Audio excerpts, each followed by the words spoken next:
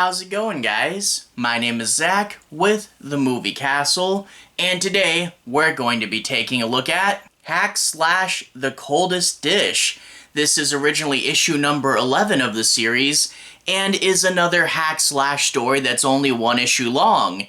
But I really, as I've said before, do like how they've worked these episodic stories. You know, this one does a good job at creating a nice little story that stands on its own and doing that for like half the issue, but then the other half of the issue is kind of series maintenance stuff, checking in with the characters, setting up future plot points. It does all that, but again, it is mostly in a character-driven way, and they are setting up interesting things to come, so it doesn't ever feel like just a bunch of setup. It really does feel like another piece of the puzzle and wanting to see what's going to happen next and next, you know? So here we get things like Cassie and her father, her continuing relationship with Georgia, and of course, this is the one where the Pooch character comes into the real world and we get just the first bit of that story.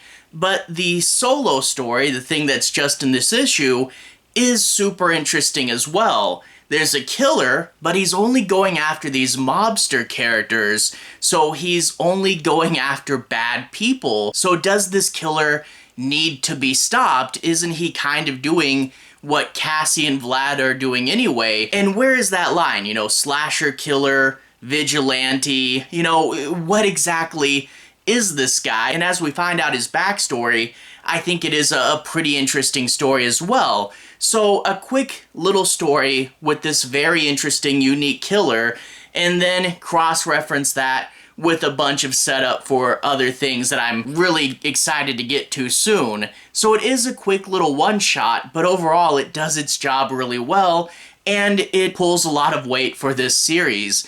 Anyway though, if you want to see me talk about it in more specifics, let's switch to the close-up camera. I'll show you guys some of the story and some of the art, but I'll be avoiding major spoilers. So without further ado, to the close-up camera. Alright, here we are inside the castle taking a closer look at hack / The Coldest Dish. Once again, we're going to be looking inside Omnibus 2. Flip it to the credits. Once again, Tim Seeley is the writer, and Emily Stone, the series regular, is the penciler this time around, and we can also see that this was originally issue number 11.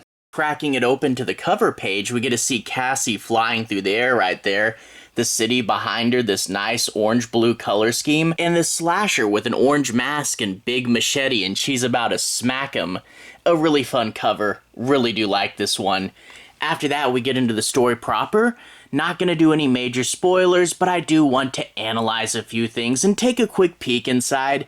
I'll be avoiding the end bits, but I am going to dig in here. Anyway, we open up with this really fun opening scene that introduces the killer. We get to see there's this mob boss, and he's wondering where his employee is. Turns out he's on the run, but he's not gonna make it. This guy, he was with his group when they killed someone, and he said, "I didn't do anything, I just watched." And the slasher says, "That's too much, you should have closed your eyes."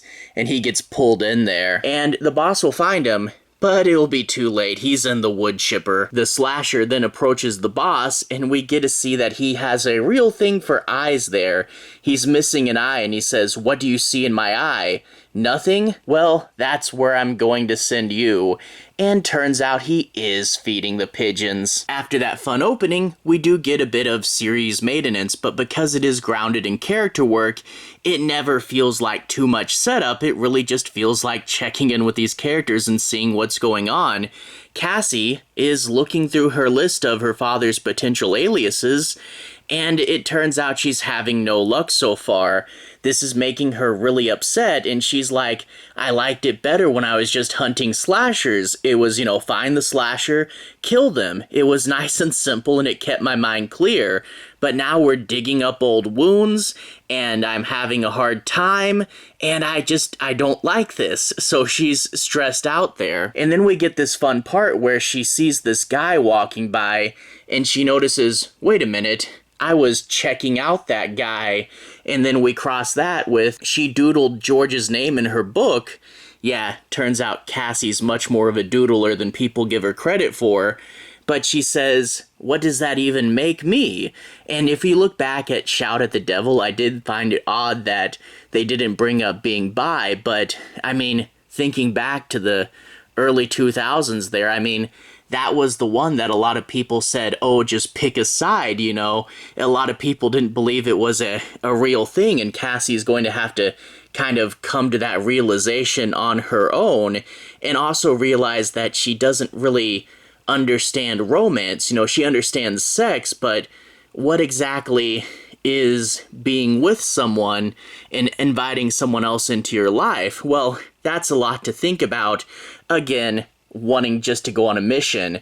And we see that Chris has sent her a video of Pooch that's been on the internet. And I do like, if we flip back, there's Pooch there trying to help Elvis out, but it's just a painting on velvet. And when she gets back to Chris, it turns out he's working at Lisa's vet, which I think is a good place for him. You know, he needs a job and she needs help. Why not put him there? But Cassie's going to say, look, Pooch is relatively harmless. Consider this your first solo mission. And he's absolutely thrilled about that.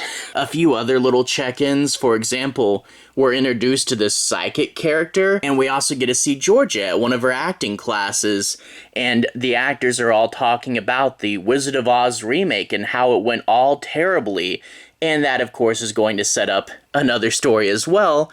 But it's cool to check in with Georgia. But of course, moving on to the main plot of this book, Cassie and Vlad, he's finding these really cool pants in the donations, and Cassie has to say, oh, that's not stylish. But Vlad also found a newspaper talking about a masked man responsible for multiple deaths, and Cassie's like, cool, let's get on it. This is exactly what I want to do. But it turns out there's kind of a conspiracy angle with the slasher. He wakes up, and there's a note saying, hey, someone's looking for you. And it turns out a cop delivered this note. And we also know that he's only killing these mobster characters, so he's a little bit more morally gray than your standard slasher. And as we gear up for the big finale, Vlad will bring this up. Hey, normally we do a lot more research. You kind of jumped into this one really quick. And they also talk about morality, you know, what if a slasher only goes after bad people, kind of like what we do? And Cassie talks about how normally the slasher's definition of bad people is a little too broad, but what if they are more on point? But whatever, time to go into the big finale. I won't go farther than that. I will say the final battle is fun, and to hear this whole story play out is really cool. But I do like how, you know, we did do a whole bunch of check-in work with other characters, and it really was a series maintenance issue, and only like half of it was the actual main plot of this issue. But again, because it's character-driven and it's not too over your head as exposition, it really does feel pretty fun and moves pretty fast. And the actual story itself was a different way to sort of turn it on its head and do a different, unique story about a very different slasher, and I thought it was pretty fun. So overall, another one I can definitely recommend, another good use of the hack/slash single issue story, and yeah, I definitely did enjoy it, but can't wait to get to all the stuff that they actually set up as well. Anyway, to everyone who's watched so far, thank you for watching. To everyone who's liked and subscribed, thank you. You really are helping the channel out. I'll leave a relevant playlist on the bottom. This should be my hack/slash playlist, where you can see me talk about a lot of the past issues. Anyway, have a good day. I'll see you guys again very, very soon. Relevant playlist on the bottom. Have a good day now.